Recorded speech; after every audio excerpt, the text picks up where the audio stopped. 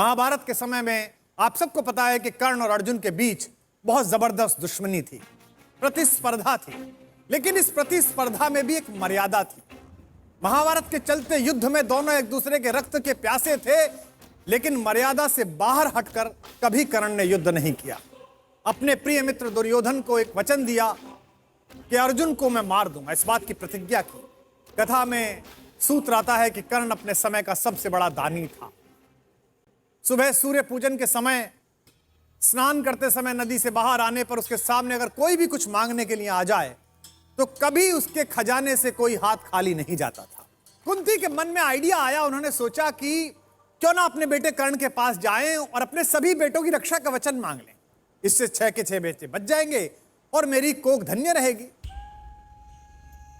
जिस दिन कर्ण और अर्जुन का निर्णायक युद्ध होने वाला था, उससे ठीक एक रात पहले एक सफेद कपड़ों में ढकी हुई एक महिला कर्ण के द्वार पर पहुंची।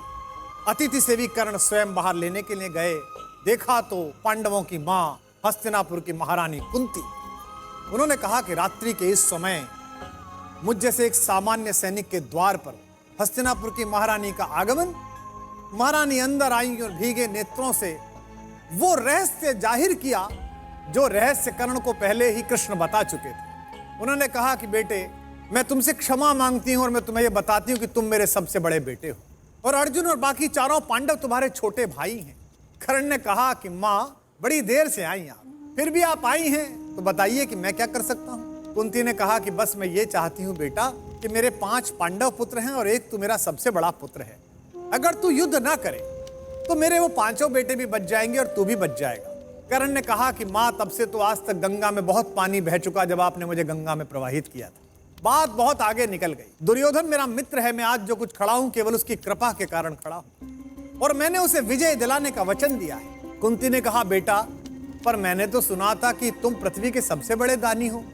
मां की तरह नहीं, एक याचक की तरह तुम्हारे द्वार पर खड़ी हूं। दिनकर जी ने लिखा, थी विदित वत्स तेरी कीर्ति निराली, लौटता न कोई कभी द्वार से खाली, पर मैं अभागिनी हूं हाथ फैलाकर, जा रही रिक्त बेटे से भीख न पाकर। मैं तेरे दरवाजे से बिना भीख जा रही, फिर भी तू जीता रहे न अपयश जाने, संसार किसी दिन तुझे पुत्र पहचाने। मां ने यह वरदान दिया और जाने के लिए आगे बढ़ी। जैसे ही कर्ण ने बात सुनी, तुम दान दान रट रही किंतु क्यों माता, पुत्र ही रहेगा सदा जगत में दाता। बस एक छोटी सी बात जानता हूं, दुनिया तो उससे सदा सभी कुछ लेगी, पर क्या माता भी उसे नहीं कुछ देगी। दुनिया मुझसे लेती, आप तो कुछ दो। सोचो क्या मांग सकता है कर्ण। कर्ण ने कहा, मैं एक कर्ण अतएव मांग लेता हूं, बदले में तुमको 4 कर्ण देता हूं।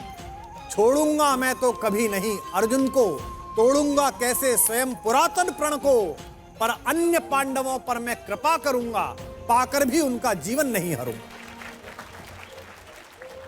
कहा कि एक वचन दे रहा हूं, अर्जुन को नहीं छोड़ूंगा, बाकी चारों को मारूंगा नहीं।